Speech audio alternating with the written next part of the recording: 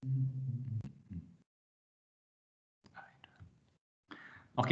selamat sore semuanya. Selamat siang kali ya. Selamat siang semuanya. Hari ini kita mau masuk ke materi turunan. Saya usahakan sampai teorema nilai rata-rata untuk turunan beres, tapi kelihatannya nggak sampai ke teorema Darboux deh. Nggak akan keburu.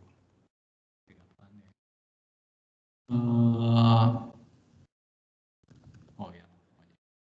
Nah, yang ini pengenalan turunan ya. Pengenalan. Kenapa nggak pengantar ya? Ya, pengenalan turunan. Definisi turunan, kalau saya punya sorry, OneNote-nya udah kelihatan. Langsung aja hajar. Sudah ya? Oke, yuk mulai dari definisi. Misalkan I subhimpunan dari real, interval. Tentu saja nanti turunan itu nanti tidak harus menggunakan interval ya. Tidak harus menggunakan interval. C-nya bisa titik cluster. Tapi yang nanti akan kita bahas ke depannya ya oke ya, yang I-nya interval deh. Bilangan real L disebut turunan F di C jika untuk setiap epsilon lebih besar dari 0 terdapat ini, sehingga ini, maka ini. Atau dikatakan F dikatakan terdiferensialkan di C, sama seperti yang biasa ya. Kalau F absen C-nya ada. Kalau kayak di kalkulus itu limit dari Fx min Fc dibagi X min C untuk X mendekati C-nya itu ada. Nah, kamu tentunya tahu ya kalau sebenarnya melihat turunan itu kalau secara grafis itu gampang sekali ya. Kalau misalkan fungsinya kontinu. Kalau fungsinya kontinu menggambar melihat apakah dia fungsi yang punya turunan apa enggak, gampang sekali ya. Karena sebenarnya ketika saya bicara tentang turunan untuk fungsi yang kontinu, sebenarnya yang dibicarakan adalah apakah saya bisa membuat garis singgung di titik itu. Kira-kira saya apakah bisa saya membuat garis singgung. Kalau misalkan di sini ya, kalau misalkan saya punya fungsinya seperti ini gitu ya. Apakah saya bisa buat garis singgung di setiap titiknya? Di setiap titiknya di sini saya bisa buat bikin garis singgung.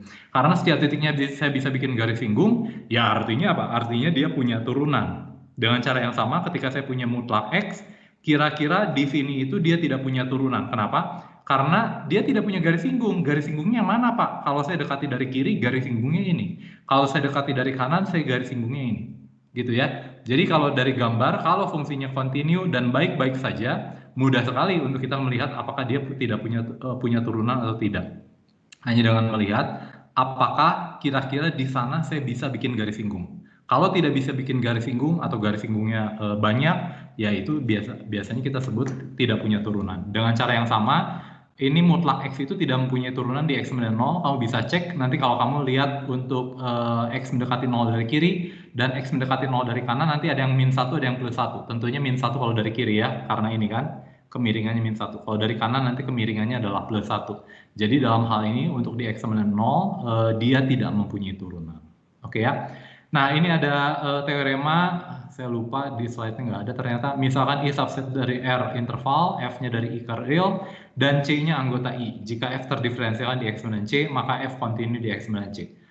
Buktinya sangat-sangat mudah sekali. Buktinya sangat-sangat mudah sekali ya. Tapi ingat, ketika kontinu belum tentu terdiferensialkan. Contohnya adalah yang mutlak seperti ini.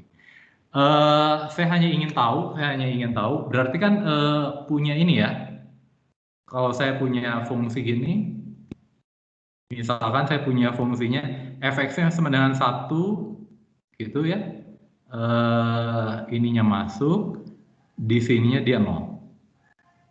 Pertanyaannya, kalau saya menggunakan definisi, kira-kira limitnya itu apa ya? Kalau saya lihat dari kiri dan dari kanan. Ada ide nggak ya? Kalau saya melihat ini kan dia tidak kontinu di 0 ya. Kamu tahu ya, fungsi ini kalau kalau X-nya lebih besar sama dengan 0, dia adalah 1 ketinggiannya. Kalau dia kurang dari 0, ketinggiannya adalah 0. Kamu tahu ini tidak kontinu. Karena tidak kontinu pasti tidak terdiferensialkan. Pasti ya, bisa, karena ini kan pakai kontraposisi saja dari sini. Nah pertanyaannya, kalau saya mencari limit dari misalkan di 0 ya, fx min f0 bagi X untuk X mendekati 0 dari kanan. Menurut kamu kira-kira ini hasilnya harus apa?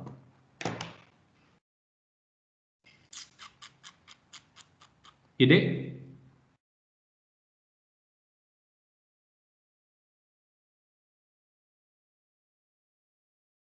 Ih, kok bingung sih? Harus 0 ya, Pak? Harus Satu. 0, bagus sekali. Tapi kalau limit X mendekati 0 dari kiri, jadi apa?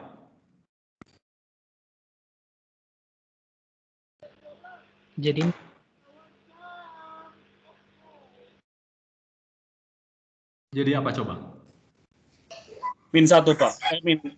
Tidak. Enggak. Tidak. Nggak ada Bukan turunan. 1. Apa? Nggak ada nilai ya, Pak? Ya betul, nggak ada nilai realnya, tapi apa limitnya? 0 juga nggak sih, Pak? Oh, masuk. Ini kalau X-nya mendekati 0 dari kiri, kan ketinggiannya 0. Kan ini sebenarnya 0 dikurangi 1 dong. Karena di 0 itu kan ketinggiannya 1. Jadi 0 min 1 dibagi X untuk limit X mendekati 0 minus. Jadi apa? Minus tak Minus tak hingga dong. Makanya kalau kamu lihat kan sebenarnya 0 minus kan kamu ngelihat perbedaan apa sih? Perbedaan ketinggian antara ini dengan ini kan? Dalam X-nya itu kecil sekali. Makanya menjadi min 1 dibagi X yang menuju 0. Makanya menjadi minus tak hingga. Makanya dia tidak punya. Kan gitu kira-kira. Nah ya, yang seperti itu kamu udah harus tahu. Yang seperti itu kamu udah harus tahu. Fungsi ini kenapa dia tidak terdiferensialkan kalau dia tidak kontinu? Karena nanti ada lompatannya itu nanti dibagi 0 seolah-olah. Jadi dia akan menuju plus atau minus tak hingga. Di satu sisinya ya. Satu sisi bagus, satu sisi plus atau minus tak hingga. Nah yang kayak gitu harus kamu sudah tahu. Nah ini yang contoh unik lagi ya. Fungsi fx sama dengan sin per x. Ini limitnya tidak ada di x sama dengan 0. Kamu sudah tahu ya. Karena dia terlalu banyak goyang di sekitar x sama dengan 0. Itu kalkulus banget lah. Dan kalkulus banget ketika gx sama dengan x dikali sin per x untuk x tidak 0 dan 0 untuk x sama dengan 0, ini kalkulus banget. Dia kontinu di x sama dengan 0. Kenapa? Bisa saya cari limitnya untuk x mendekati 0. Begitu cari limit x-nya untuk x mendekati 0, saya bisa pakai teorema Apit. Pada akhirnya dia sama dengan 0. Oke ya. Dia kontinu di x sama dengan 0. Gila ya, dikalikan dengan x, dia jadi kontinu. Berikutnya kalau saya kalikan dengan X kuadrat, tentunya GX ini dia tidak terdiferensialkan di 0. Tapi kalau saya kali X kuadrat, dia jadi terdiferensialkan di X sama dengan 0. Gila ya. Kontinu dan terdiferensialkan. Kontinu dan terdiferensialkan. Tentunya untuk mencari turunannya, kamu tidak bisa menggunakan ini aja Pak, U aksen V ditambah UV aksen. Tidak bisa. Kenapa? Karena ya ini harus pakai definisi. Ini harus pakai definisi karena X-nya tidak terdefinisi ya di nolnya. Harus menggunakan ini, harus menggunakan definisi. Nah ini yang contoh yang bagus juga, contoh yang cantik ya. Ini yang namanya fungsi Dirichlet. Kalau saya punya dx-nya itu adalah apa? 1 kalau dia bilangan rasional, 0 kalau dia bilangan irasional. Dia tidak kontinu di mana-mana. Kita sudah buktikan. Caranya apa? Membangun barisan yang kontinu. Ini dia menuju ke 1 lagi yang menuju ke 0 lah kira-kira gitu ya. Jadi akhirnya dia tidak kontinu di mana-mana. Tapi kalau saya kalikan X, dia kontinu hanya di X sama dengan 0. Ya, itu seperti kemarin ini, kamu ingat nggak contohnya siapa ya? Kemarin yang ngerjain siapa ya? Verhoeven deh kayaknya. Yang ngerjain ini. Fungsi kalau rasional ini, kalau irasional ini. Nanti kontinunya hanya di mana? Kontinu hanya di satu titik di sini. Dan cara yang sama, ketika saya punya fungsi Dirichlet, kalau saya kalikan dengan X nanti berubah jadi apa? Kalau saya kalikan X nanti berubah jadi apa? Ya nanti berubah jadi gini ya. Saya kalikan X nanti berubah jadi gini.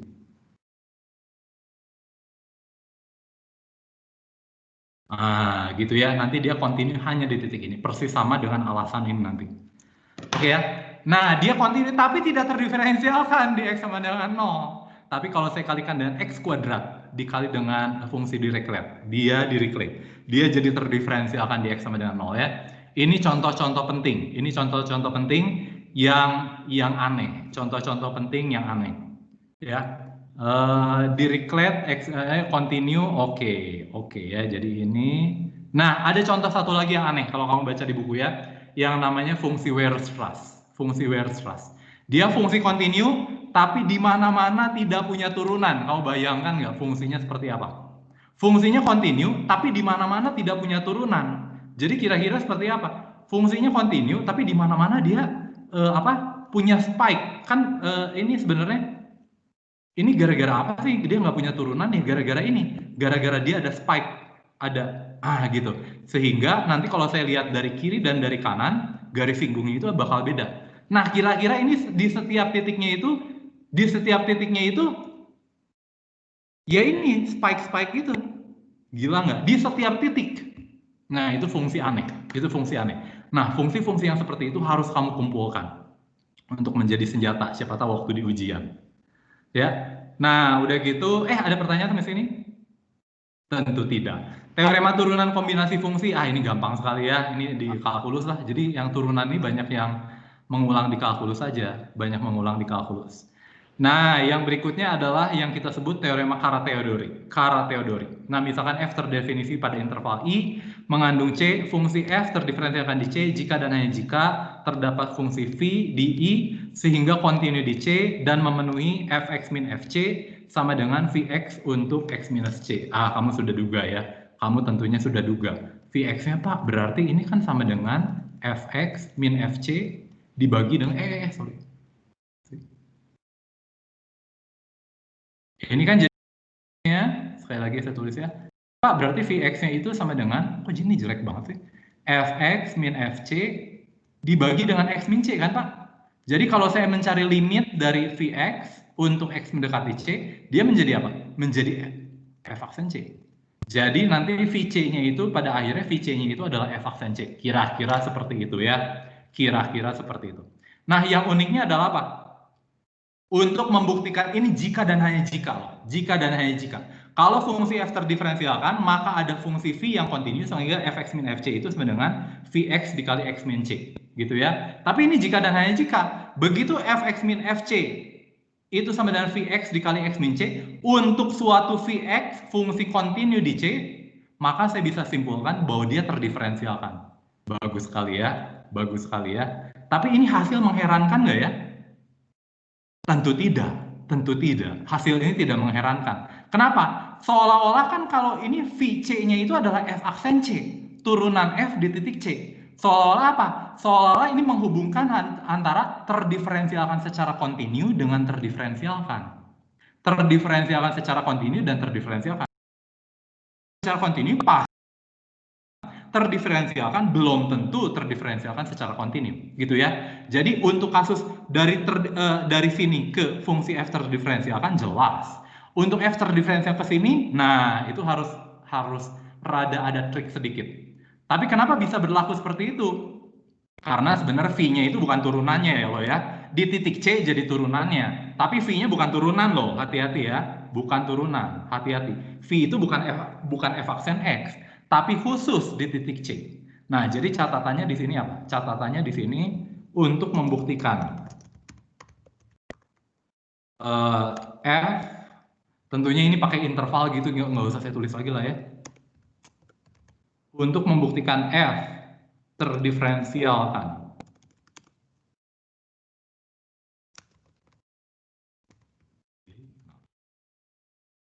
Untuk membuktikan fungsi f terdiferensialkan di C gitu, cukup dibuktikan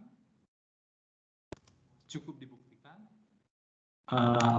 dibuktikan ada V, ada fungsi V, fungsinya harus kontinu, fungsi yang kontinu,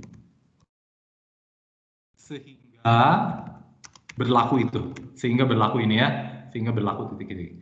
Jadi untuk membuktikan f terdiferensial cukup dibuktikan ada fungsi v yang kontinu di C dan kontinu di C ini mana sih? Kontinu di C dan berlaku ini. Begitu ada fungsi v yang bakal seperti ini, maka f-nya terdiferensialkan di C. Nah, cara ini kita gunakan untuk membuktikan aturan rantai. Sebenarnya aturan rantai kan yang mau dibuktikan adalah ini ya, yang mau dibuktikan adalah ini. Yang mau dibuktikan kan sebenarnya adalah ini. Limit dari Gfx min Gfc dibagi dengan X min C untuk X mendekati C.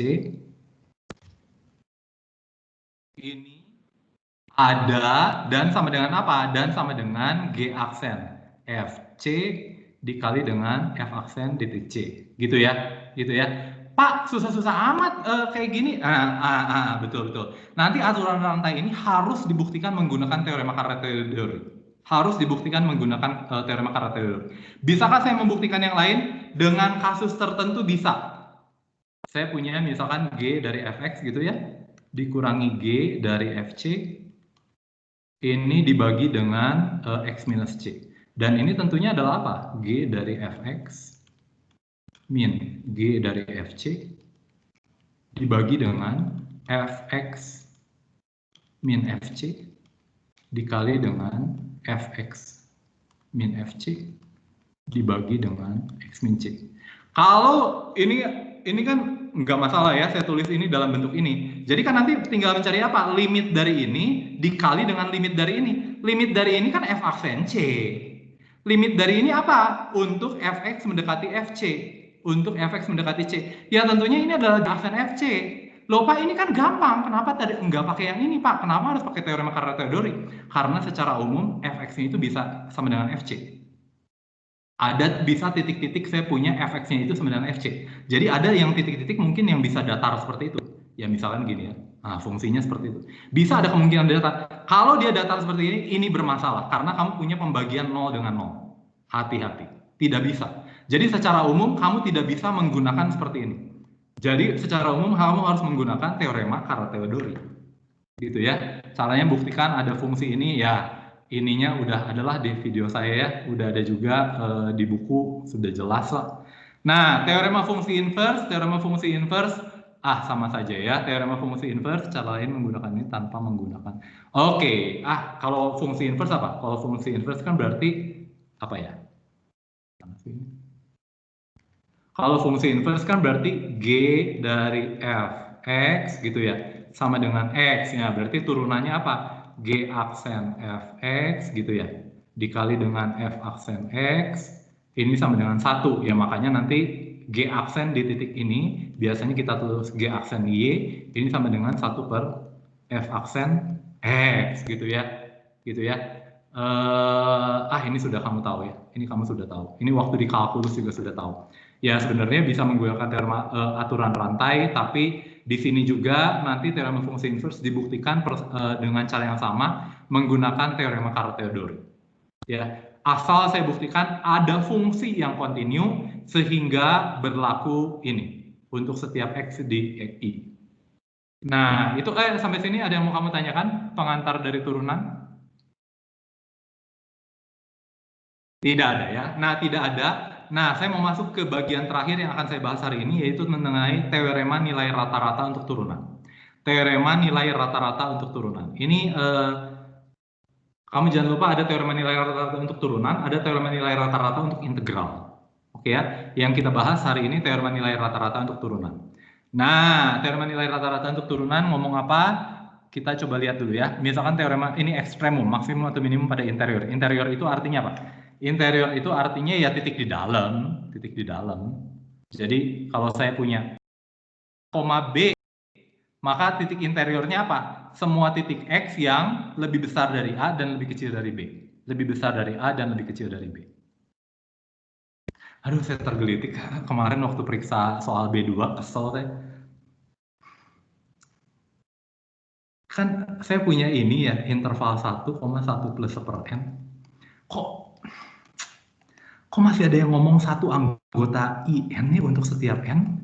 Bingung saya. Kok bisa gitu? Ini kan jelas, ini itu X yang terletak antara 1 sampai 1 plus 1/n. Kok bisa X-nya sama dengan 1 sih? Ya sudahlah, kesalahan saja ya, maaf ya, maaf. Fokus. Misalkan C titik interior dari E. Jadi kalau misalkan saya punya himpunan A, B, A dan B-nya tidak masuk interior. Yang interior itu hanya X yang lebih besar dari A dan yang lebih kecil dari B. Dan cara yang sama, kalau saya punya interval ini, semua titik di sini adalah interiornya. Ya, itu kamu sudah bahas dulu di KPB lah ya. Titik interior, titik eksterior, titik dalam, titik luar, domain, segala lah. Kamu sudah ini ya. Nanti saya nggak enak lagi menghina dosen KPB kamu.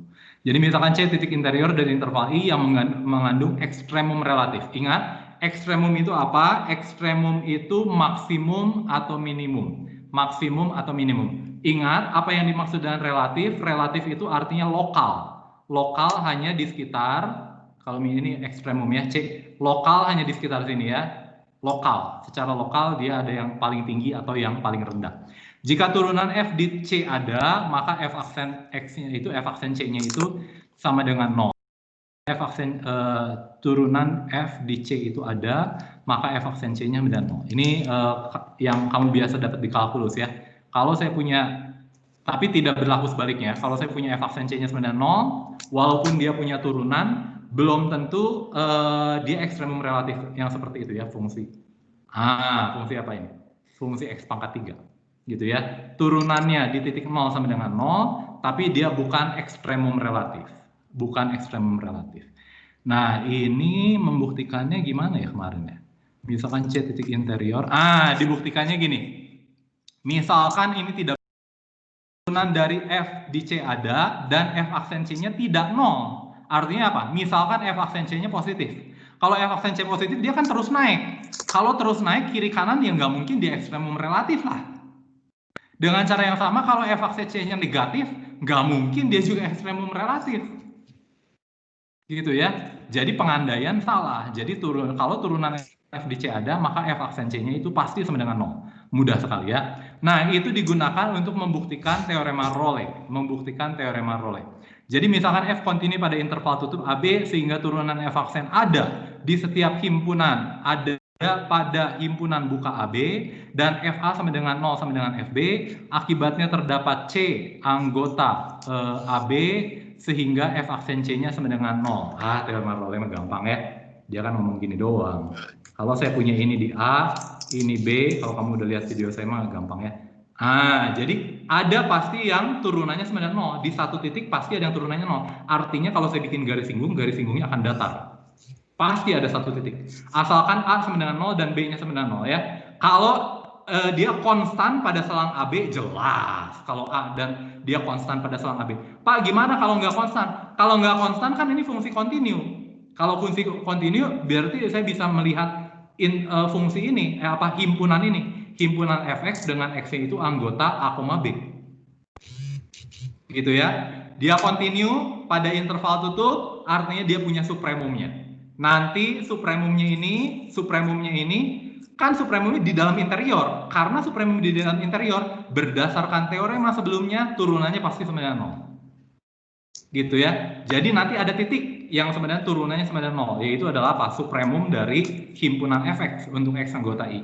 Itu ya dari teorema Role. Sudahlah.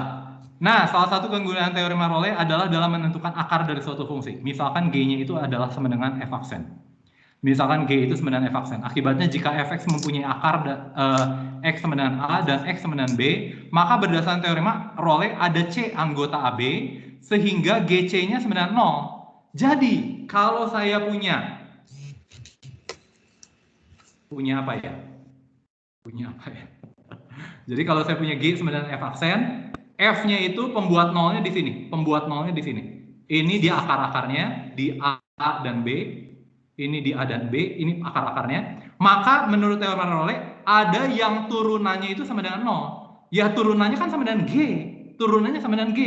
Berarti di antara akar F selalu ada akar dari turunannya. Saya bisa aplikasikan ini di mana? Aplikasikan ini secara gampang di fungsi sinus kosinus. Kalau saya punya G-nya itu adalah cos X. F-nya itu adalah sin X. Maka turunan dari sin X adalah cos X. Oke ya. Sin X itu pembuat 0-nya di mana? Di antara 0 sampai pi. Nah, pasti ada yang turunannya itu sama dengan 0. Ada yang ada akar dari cos X. Ada akar dari cos X di antara 0 dan pi. Berapa akarnya? Ya pi per 2. Gitu ya. Bagus sekali teorema Role ini ya. Tapi itu mah obvious satu Pak, gampang banget. Iya, nanti rada repotnya kalau saya pakai fungsi-fungsi yang aneh-aneh. Tapi kira-kira berlaku seperti itu. Begitu saya punya F yang akar-akarnya itu, saya punya akar-akarnya, maka kalau dia kontinu dan terdiferensialkan di sini, maka nanti ada titik yang Ya, oke ya. Maka G itu punya akar. Ya, G-nya itu adalah turunan dari F. Turunan dari F. Nah, mungkin yang harus di sini yang rada aneh adalah apa? Di sini yang rada aneh, kenapa ya Pak? Kalau kontinu itu pada interval tutup, tapi kalau turunan itu selalu pada interval buka ya. Kalau kamu lihat nanti ke belakang selalu gitu. Kecuali nanti mungkin pada teorema Darboux ya, teorema nilai rata-rata untuk turunan. Nah, untuk Darboux itu rada beda karena pada akhirnya saya butuh keterdiferensialan di ujung selang. Kenapa ya kalau di sini, kenapa keterdiferensialnya pada selang buka, selalu pada selang buka. Coba kamu lihat teorema nilai rata-rata untuk turunan. Nih kan, pada selang buka kan, pada turunannya, pada turunan. Ya karena apa? Karena kekontinuan itu nanti pada akhirnya saya bisa mendefinisikan kontinu kanan, kontinu kiri kan.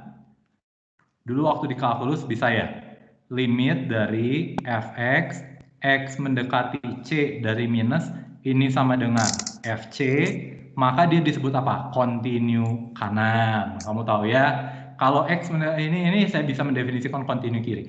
Ya pada akhirnya sebenarnya kalau saya ambil domainnya, bisa saya ambil domainnya, bisa saya potong sebenarnya, nggak masalah.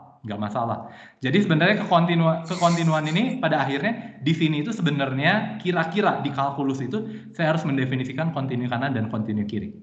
Dengan cara yang sama, ketika saya mau mendefinisikan F itu tuh mempunyai turunan pada interval AB termasuk AB-nya, saya seolah-olah harus mendefinisikan turunan kiri dan turunan kanan.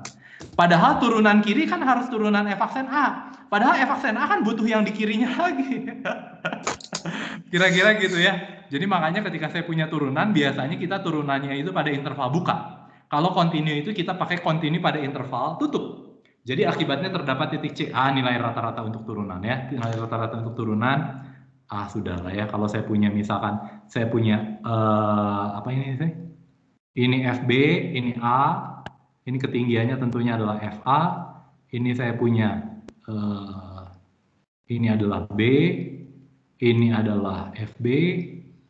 Kalau dia kontinu pada selang tutup, terdiferensial pada selang buka AB, maka saya melihat adalah apa? FB min FA dibagi B min A, itu kan kemiringan garis ini gitu ya. Udah gitu F aksen C, maka pasti ada titik C, sehingga kemiringan garis merah itu sama dengan kemiringan garis biru. Nah contohnya nih, tuh kan ada dua titik. Jangan lupa dia ngomong terdapat. Artinya bisa lebih dari satu, bisa lebih dari satu. Nah di dalam soal-soal kadang-kadang kita menentukan batas AB yang adalah variabel, khusus untuk teorema nilai rata-rata untuk turunan ya. Ya ini kamu perlu berlatih ya. Nah salah satunya untuk membuktikan apa yang sudah dipakai si Jason Theodorus waktu itu.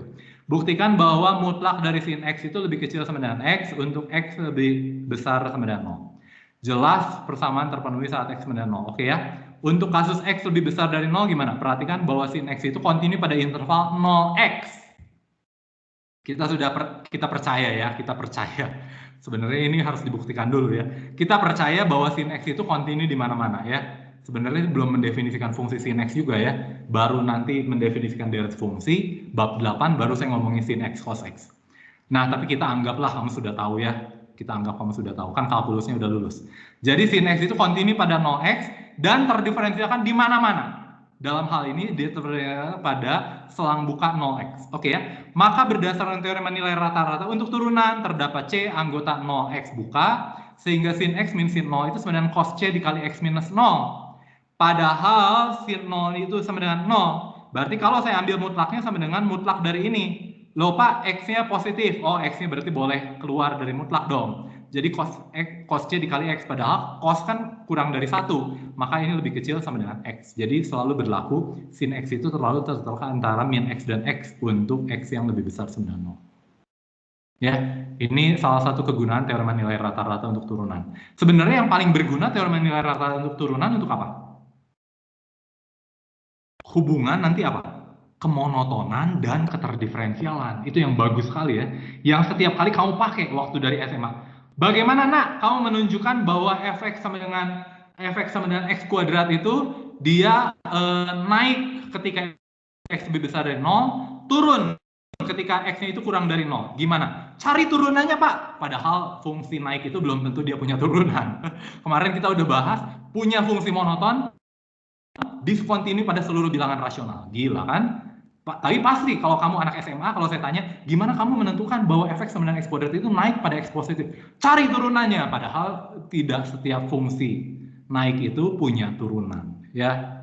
Oke, harus hati-hati. Kamu harus hati-hati. Sudah mahasiswa, harus lebih hati-hati ketika kamu ngomong sesuatu ya, apalagi orang matematika. Nah, contoh 4, buktikan E pangkat X itu lebih besar sama dengan 1 plus X untuk setiap X yang muter. Lah, Pak, ini udah jelas lah. E pangkat X kan, Pak, deretnya 1 tambah X kuadrat bagi 2 faktorial, tambah X pangkat 3 dibagi 3 faktorial, tambah X pangkat 4 faktorial. Jadi kan pasti akan lebih besar. Pasti akan lebih besar, Pak, dari ini kan cuma mengambil 2 suku pertamanya. 2 suku pertamanya. Ya pasti lebih besar, Pak. Ya oke, tapi kan kita nggak tahu E pangkat X, hampiran deretnya juga kita anggap kita nggak tahu ya, kita anggap kita nggak tahu. Jadi jelas bahwa persamaan dipenuhi untuk X sama dengan 0. Untuk X sama dengan 0, jadi saya punya apa? 1 sama dengan 1. Ya oke lah. Untuk kasus X lebih besar dari 0, untuk kasus X lebih besar dari 0, perhatikan bahwa E pangkat X itu kontinu pada interval 0,X.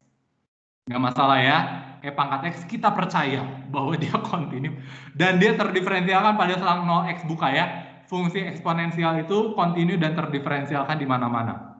Walaupun sebenarnya kamu agak bingung nanti fungsi pangkat irasional waktu itu ya saya tanyakan. Ya oke lah tapi. Maka berdasarkan teorema nilai rata-rata untuk turunan terdapat C anggota 0x sehingga E pangkat X dikurangi E pangkat 0 1 sama dengan E pangkat C dikali X minus 0. E pangkat C dikali X minus 0. Jangan lupa ini akan lebih besar sama dengan 1 dikali X. Loh Pak, kenapa? Karena saya melihat E pangkat X itu kan lebih besar dari 1. E pangkat X kan gini. Untuk X positif loh ya. Mana? Untuk X positif kan gini. Ini di 0 ya. Di 0 kan ketinggiannya 1. Kalau X lebih besar dari 0, ya ketinggiannya lebih besar dari 1 lah. Maka E pangkat C itu pasti akan lebih besar sama dengan 1 toh. Jadi saya punya E pangkat X itu akan lebih besar dari X. Jadi E pangkat X lebih besar dari 1 plus X. Oke ya. Kasus X lebih kecil dari 0. Perhatikan bahwa E pangkat... Nah, jadi harus hati-hatinya adalah apa? Kadang-kadang kita harus main-main nanti intervalnya itu bukan pada angka. Kalau tadi kan teorema nilai rata-rata untuk turunan itu pada angka. A dan B-nya itu fix. Dalam hal ini yang kita pakai nanti pada akhirnya adalah X yang adalah variabel. Harus hati-hati ya. Nanti ada kadang-kadang kita pakai A, X. Wah, bisa macam-macam. Ya ini bagaimana cara melihatnya, Pak? Ya tentunya kamu harus latihan ya. Latihan. Saya nggak bisa ngomong lebih banyak lagi kalau kayak gitu. Perhatikan bahwa E pangkat X kontinu pada X, 0 dan Loh Pak, kok X, 0? Ya iya, X-nya kan negatif. X-nya negatif. Jangan kamu anggap X itu selalu positif loh ya. X itu bisa positif, bisa negatif. Pasti aja kalau saya tanya, mutlak dari X apa? X. Karena dia nggak berpikir bahwa X itu bisa negatif. Orang kan biasanya kayak gitu ya. Maka berdasarkan teorema nilai rata-rata untuk turunan, terdapat C anggota X, 0. Jangan lupa X ini negatif loh. Jadi dikurangi E pangkat 0 dikurangi E pangkat X, E pangkat 0 dikurangi E pangkat X, sama dengan E pangkat C dikali 0 dikurangi X. Oke ya, 0 dikurangi X. Tentunya bisa kamu balik juga ya, nggak masalah ya. Ini akan lebih kecil sama dengan, ini min X ya, E pangkat C akan lebih kecil sama dengan 1. Ya iya, kan X-nya kurang dari 0. Ini nih. Kalau X-nya ke kiri kan dia akan lebih pendek dari 1. Ketinggiannya akan lebih pendek dari 1. Maka ini akan lebih kecil sama dengan 1 dikali min X. Oke ya. Jadi saya punya apa? E pangkat X ini pindah ruas ke sini. Jadi E pangkat X ini pasti lebih besar dari 1 plus X. Jadi terbukti. Sama saja. Untuk kasus X sama dengan 0, X lebih besar dari 0, X lebih kecil dari 0, selalu berlaku ini. Nah, yang menarik juga nanti kamu coba lihat lah ya. Persamaan Bernoulli, ketaksamaan Bernoulli bisa dibuktikan juga dengan menggunakan ini. Jangan kamu sudah pernah membuktikan ketaksamaan Bernoulli ya, bab 3 atau bab 4 ya, saya lupa. Nah, tapi itu juga bisa saya buktikan untuk menggunakan teorema nilai rata-rata untuk turunan. Ya, jadi teorema nilai rata-rata untuk turunan itu powerful sekali. Cuman dulu waktu kalkulus ya nggak dikasih lihat. Banyak ketaksamaan yang dibuktikan menggunakan teorema nilai rata-rata untuk turunan. Nah, catatan alternatif teorema nilai rata-rata untuk turunan juga dapat digunakan untuk aproksimasi nilai fungsi. Misalkan saya mau aproksimasi nilai dari akar 110 ya. Perhatikan bahwa fungsi dari akar X itu kontinu pada 100 sampai 110. Tahu ya, kontinu. Dan terdiferensialkan pada interval buka 100 sampai 110. Nggak masalah ya.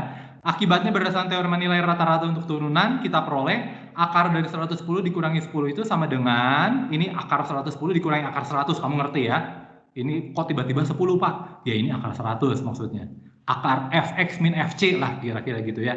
Ini sama dengan, Fb min Fa gitu, Fb min Fa. Ini sama dengan F aksen C, turunan dari ini. 1/2 dikali akar X, substitusi C, akar C. Dikali dengan, ini, 110 dikurangi 100, 10 berdasarkan teorema nilai rata-rata. Saya langsung saja ya, kamu ngerti ya. Nanti kalau kamu kerjakan rapihnya sama kamu lah. Kerjakan rapihnya sama kamu.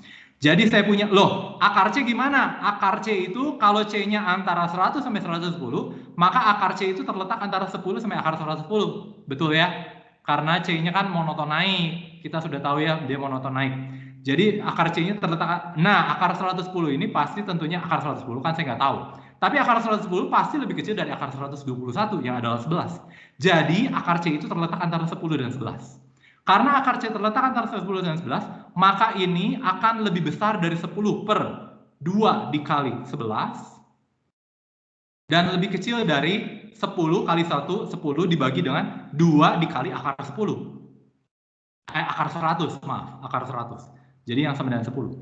Jadi akar 110 itu terletak antara 10,45 sampai 10,5. 10,5. Tapi pada akhirnya kita dapat memperbaiki aproksimasi itu dengan melihat apa? Dengan memperhatikan bahwa nilai akar 110 kan akar C itu lebih kecil dari akar 110. Akar 110 kan di sini diketahui lebih kecil dari 10,5. Lebih kecil dari 10,5 dengan memperhatikan bahwa gitu ya. Kan ini akar C udah tahu nih lebih kecil dari 10,5. Sekarang saya ganti pakai yang tadi lagi, tapi sekarang ganti 10,5 di sini. Bagus sekali kan? Jadi sekarang batas bawahnya bukan 11 tapi 10,5. Jadi sekarang saya tahu akar 110 itu terletak antara 10,47 sampai 10,5. Sudah lebih baik. Dan angka kalkulatornya akar 110 itu 10,48 sekian. Bagus sekali. Ya, bagus sekali. Aproksimasi. Menggunakan apa? Teorema nilai rata-rata untuk turunan. Teorema nilai rata-rata untuk turunan. Nah, berikutnya adalah ini hubungan fungsi konstan dan turunan. F kontinu pada ini, terdiferensial pada ini, F aksennya sama dengan 0 untuk setiap X anggota AB, maka F-nya itu konstan pada I. Gimana cara membuktikannya ya? Pak, kalau dia nggak konstan, nanti saya cari turunannya.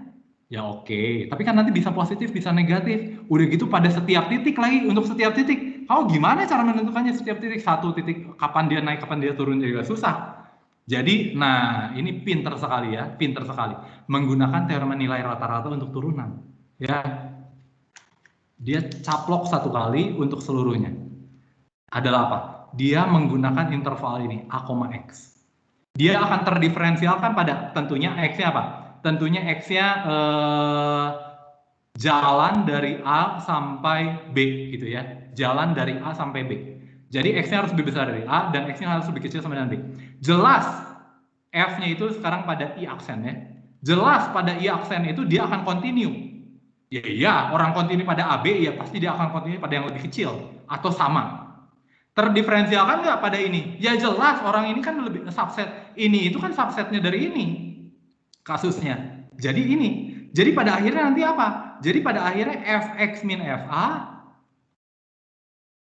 itu akan sama dengan F aksen C. Ini kenapa sih? Jadi Fx min Fa ini sama dengan F aksen C dikali dengan X minus A. X minus A mah jelas positif ya. F aksen C nya sama dengan 0. Jadi artinya apa? Jadi artinya Fx itu sama dengan Fa untuk pengambilan X yang sembarang. Bagus ya. Powerful sekali. Powerful sekali. Dan ini selalu kita pakai kan? Ini selalu kita pakai loh. Kalau turunannya sama dengan 0, F-nya konstan. Itu kan selalu kita pakai waktu di kalkulus. Ya, akibatnya kalau saya punya F aksennya sama dengan G aksen, untuk setiap X anggota real, maka F itu bedanya hanya konstan dari Q. Karena apa? Karena bisa saya ambil sekarang fungsi F aksen, jangan F aksen ya, fungsi Hx yang adalah Fx min Gx. Nah, fungsi ini fx min x, fungsi ini apa sih, saya mau ngomong apa sih? Ini apa? Oh, ini yang hubungan fungsi konstan dan turunannya ya, maaf. Jadi saya punya f aksen. Jadi ini h aksennya itu sama dengan f aksen dikali g aksen ya. Jadi h aksennya itu sama dengan 0. Jadi saya punya apa? Kalau saya ambil h aksen, hx-nya itu adalah fx dikurang gx, maka h-nya itu pasti kontinu di AB. Oke ya. Terdiferensialkan di AB. Yes. F aksennya sama dengan 0, f aksennya harus sama dengan 0. Berarti f aksennya harus sama dengan g aksen. F aksennya sama dengan g aksen. Maka f-nya konstan. Ya pada akhirnya, ini saya ngomongin apa sih? Oh ini akibatnya. Oh oke. Ya oke. Jadi pada akhirnya f berbeda konstan ini ya berdasar hasil ini. Menggunakan sekarang f-nya itu saya ganti fungsi hx yang adalah fx min gx. Fx min gx. Jadi nanti fx min gx-nya berbeda sama dengan konstan. Kalau fx min gx sama dengan konstan, berarti fx-nya dengan gx tambah konstan. Artinya fx dan gx-nya hanya berbeda konstan pada ini. Gitu ya. Dan ini selalu kita pakai. Makanya integral dari fungsi x kuadrat itu apa? Seperti x pangkat 3 plus konstan. Karena ini berbeda konstan kan? Ya, kamu ini sudah pakai. Gimana cara membuktikannya, Pak? Menggunakan hasil ini, hubungan fungsi konstan dan turunan. Fungsi konstan dan turunan ini dari mana, Pak? Dari teorema nilai rata-rata untuk turunan. Ya, powerful sekali. Nah, ini kayaknya yang terakhir saja. Yang terakhir, saya mau bicara tentang hubungan kemonotonan dan turunan. Misalkan f dari i ke real terdiferensialkan di i, akibatnya f naik atau turun di i, jika dan hanya jika f aksen x itu lebih besar sama dengan 0 untuk setiap x anggota i. Ini sering saya pakai, Pak. Ini sering saya pakai di kalkulus, Pak. Tapi hati-hati. Ketika kamu di kalkulus adalah apa? Fungsi disebut naik, f naik di i, kalau apa? F naik di i kalau untuk setiap kali saya punya X1, X2 anggota I, dengan X1-nya itu lebih kecil dari X2, maka berlaku apa? Kalau di kalkulus, naik. Bapak Ibu, kalau di kalkulus, F naik itu apa? Untuk setiap X1, X2 anggota I, dengan X1 kurang dari X2, berlaku apa? Fungsi naik. Jangan kamu ngomong turunan ya. Ini saya ngomong turunan. Naik itu belum tentu punya turunan. Kalau apa? F naik di I kalau ini senyap gini sih. Fx1 lebih kecil dari Fx2 kan? Ingat nggak? Bapak Ibu? Ini nggak ada yang nyaut geles saya. Hei! Apa ini saya ke-mute gitu? Saya ke-mute? Saya ke-mute nggak? Enggak ya? Enggak ya? Saya nggak ke-mute. Tahu nggak? Ini sama dengan Fx1 kurang dari Fx2, tahu ya? Deborah tahu?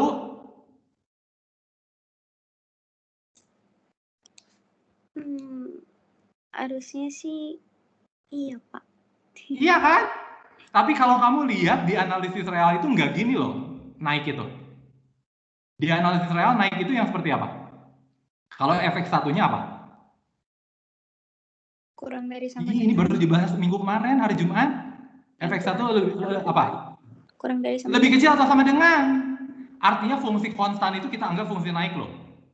Fungsi konstan itu kita anggap fungsi naik. Kalau di analisis real ini ya. Tapi tentu tidak naik keras atau tidak naik tegas. Hati-hati ya.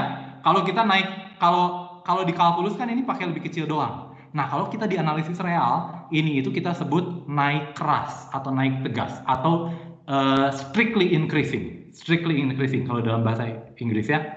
Nah, pertanyaannya, apakah ini berlaku ketika saya punya di kalkulus? Apakah ini berlaku ketika saya di kalkulus? Berlaku nggak? Kalau F naik, maka F aksen X-nya itu akan lebih besar sama dengan 0 untuk setiap X anggota I. Maaf. Gini. Wah, saya terlalu cepat ya. Tapi ini saya nggak buru-buru loh. Saya nggak buru-buru. Deborah saya nggak buru-buru loh. Gitu ya. Nah, ini kalau di kalkulus ya, saya mau lihat di kalkulus. Kalau kalkulus itu naik, jangan lupa kalau naik itu harus lebih kecil ya. Nggak boleh ada pertanyaannya kalau dia naik. Apakah ini jika dan hanya jika f aksen x-nya itu lebih besar dari 0? Jika dan hanya jika nggak ya? Sebelumnya buktinya dulu. Kalau saya membuktikan bahwa f aksen x-nya, kalau misalkan saya punya f aksen x-nya lebih besar sama dengan 0. Kalau f aksen x-nya lebih besar sama dengan 0. Saya membuktikan dia naik. Caranya adalah apa? Ambil x1 kurang dari x2, ambil x1 kurang x1 yang lebih kecil dari x2, terus saya lihat apa? fx2 dikurangi fx1. Gitu ya. Nanti saya pakai teorema nilai rata-rata untuk turunan pada selang x1, x2. Dia terdiferensialkan ya pada selang x1 dan x2 ini. Karena x1 dan x2 ini ada pada interval i. Maka ini sebenarnya apa? F aksen C dikali dengan x2 minus x1. x2 minus x1 itu udah pasti positif. F aksen C-nya udah lebih besar sama dengan 0. Berarti fx2-nya itu akan lebih besar sama dengan fx1. Artinya f-nya itu pasti naik. Jelas ya? Jadi ketika saya punya ruas kanan ke ruas kiri jelas. Bagaimana dengan ruas kiri ke ruas kanan? Kalau dia fungsi naik, berarti kan saya punya apa? Berarti fx2, kalau misalkan saya punya x2-nya itu, x1-nya itu lebih kecil dari x2, maka kan kalau dia fungsi naik, fx2 dikurangi fx1, ini dibagi dengan x2 min x1, ini kan pasti akan lebih besar sama dengan 0. Karena dia naik. Betul ya? fx2 kurangi fx1-nya jelas karena naik. x2 kurangi x1-nya jelas positif. Sorry, lebih besar dari 0. Terus yang saya lakukan apa?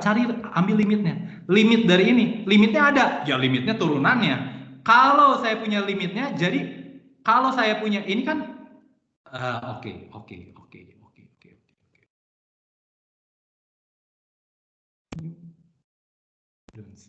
Waduh, udah 13:49. Cepat sekali.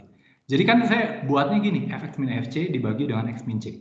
fx2 min fx1, ini x2 min x1 gitu ya. Kak, saya membuktikan apa sih? F aksen x-nya lebih besar dari 0. F aksen x-nya lebih besar dari 0. Saya buktikan f aksen, ya oke lah ya. Nanti terus nanti, kok saya lupa ya? Nanti saya cari limitnya, cari limit untuk x2 mendekati x1. Sorry, jelas ini itu akan lebih besar dari 0 ya. Karena kan fungsi naik, ini akan positif. x2 min x1 pasti positif, sehingga pembagiannya pasti positif. Kalau saya cari limitnya, pasti akan lebih besar sama dengan 0. Betul ya? Kalau saya punya fx lebih kecil dari gx, karena saya sudah punya limit dari x mendekati a, maka ini akan jadi lebih kecil sama dengan, maka saya punya ini akan lebih besar sama dengan 0. Karena ini berlaku lebih besar sama dengan 0. Kalau saya carikan limit kiri kanan, ini akan menjadi lebih besar sama dengan. Padahal limit itu ini sama dengan f aksen. Ya oke lah, nanti ini boleh pakai fx, fc gitu ya. Supaya nanti ini menjadi f aksen c. Gitu kira-kira. Nah, ininya kamu lihat dari buku lah ya. Nah, tapi pertanyaan saya adalah ini. Waduh, 13:51. 10 menit lagi.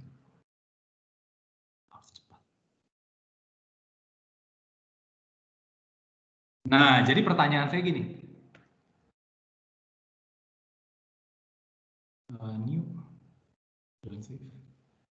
Kalau di kalkulus, dulu di kalkulus, saya punya F naik di I, itu kalau apa?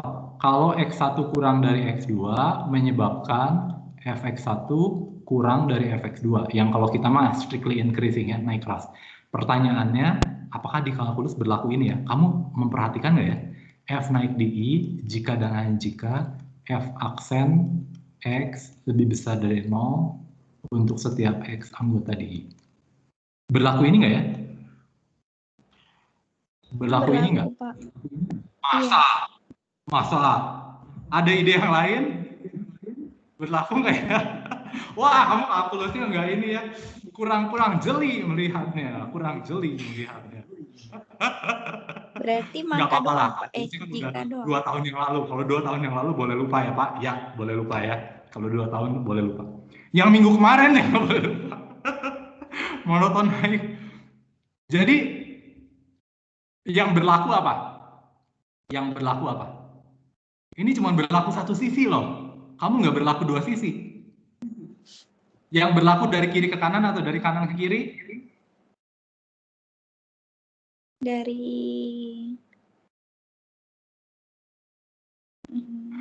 kiri ke kanan. Dari kiri ke kanan, kenapa? Kenapa Deborah dari kiri ke kanan? Iya, kayaknya Kamu gitu sih, Pak. di dalam pikiran kamu nggak punya bayangan fungsinya apa. Makanya kamu bingung. Kamu tahu nggak ya fungsi ini? Fungsi fx sama dengan x pangkat 3. Kamu tahu nggak ya fungsi fx sama dengan x pangkat 3? Kamu tahu nggak fungsi ini naik di mana-mana? Tahu nggak dia naik di mana-mana? Tahu fungsi fx ada x pangkat 3 itu naik di mana-mana? Pernah nggak dia itu ada yang tingginya sama? Ini Pak di sekitar 0. Ya masa kamu ambil 0,1, 0,1 pangkat 3, 0,001. 0,1 pangkat min 0,1 pangkat 3 minus. Jadi nggak mungkin sama. Nggak ada yang sama loh. Nggak ada yang sama. Fx sama dengan x pangkat 3 itu. Gitu ya. Jadi x pangkat 3 itu naik, ya jelas naik karena kamu juga udah punya inverse-nya. Kalau dia ada konstannya gini kan dia nggak bisa punya inverse. Gitu ya, nggak satu-satu lah ceritanya. Gitu ya. Jadi dalam hal ini dia naik. Tapi apa yang terjadi ketika f aksen 0? Apa yang terjadi ketika f aksen 0? F aksen 0 sebenarnya berapa? 0. 0. Apakah memenuhi ini? Tidak. Tidak. Jadi saya bisa punya fungsi naik, tapi f aksennya itu tidak bisa 0 di satu titik. Yang berlaku itu ini. Kalkulus, kalau kamu perhatikan benar-benar. Tapi kalau di kita, tidak. Kalau di kita itu jika dan hanya jika. Tapi ingat, yang kita sebut naik itu ada lebih besar sama dengannya, termasuk sama dengannya. Oke ya, dan di sini juga ada yang f aksen lebih besar sama dengan 0. Hati-hati sekali, hati-hati sekali. Ini agak berbeda sedikit dengan di kalkulus. Coba kamu baca lagi yang di kalkulus ya. Betul nggak ini jika dan hanya jika? Seharusnya satu arah saja, jika ini, maka ini. Kecuali kamu mendefinisikannya itu naik itu kalau gini. Naik itu kalau gini. Nah, kalau kamu mendefinisikan naik seperti ini, bisa ini. Bisa. Kalau kamu mendefinisikan seperti kalkulus gini, maka ini hanya berlaku satu sisi saja. Hati-hati ya, hati-hati. Oke ya, itu menurut saya itu catatan penting. Buktinya kita sudah lihat, di ini juga sudah. Nah ini yang terakhir. Nah teorema hubungan kemonotonan ini, oke, berbicara fungsi yang naik atau turun pada interval i dan bukan pada suatu titik tertentu. Hati-hati. Ketika saya ngomong f itu naik, saya punya ini ya. Ini adalah fx sama dengan x kuadrat. Apakah fx ini naik di 1? Apakah fx naik di x sama dengan 1? Bapak Ibu, apakah fx naik di x sama dengan 1? Ih, kok naik?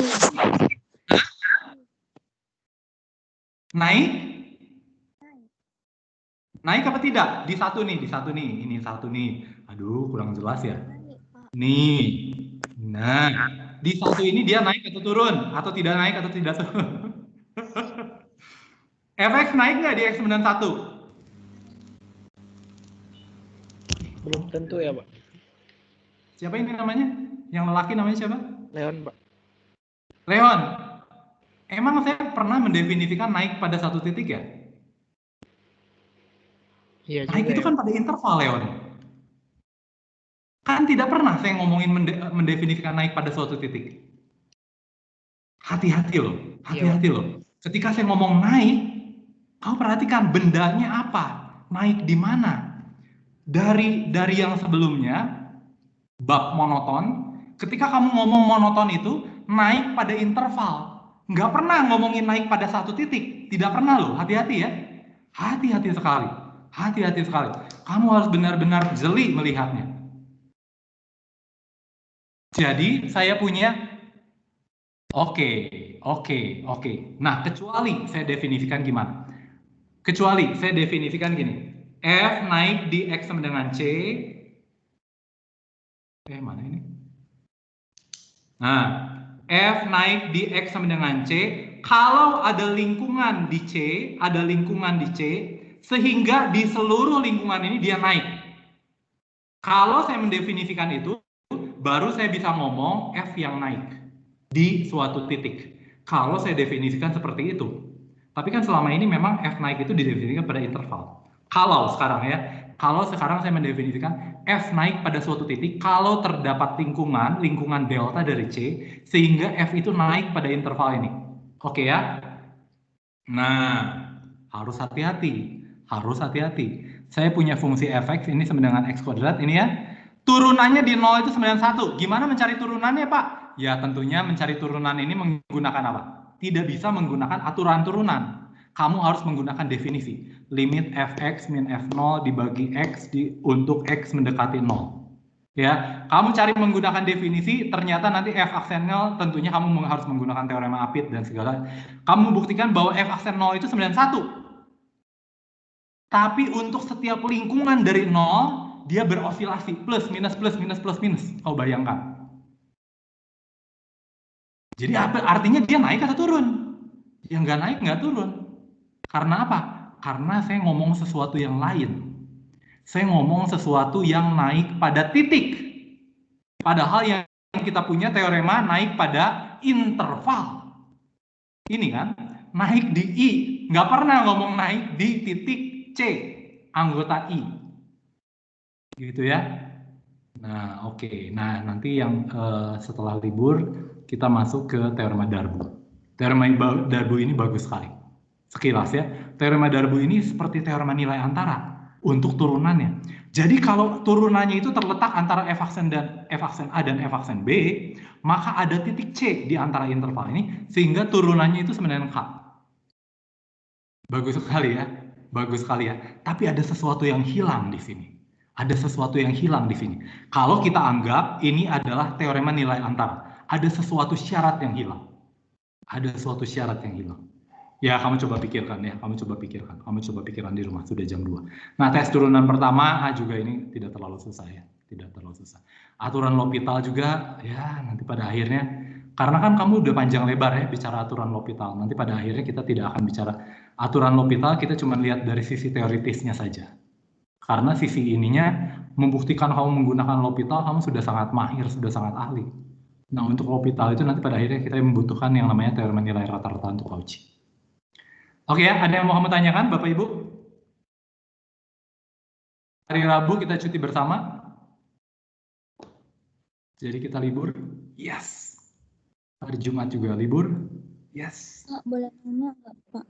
Ya. Tapi luar pelajaran. Ya.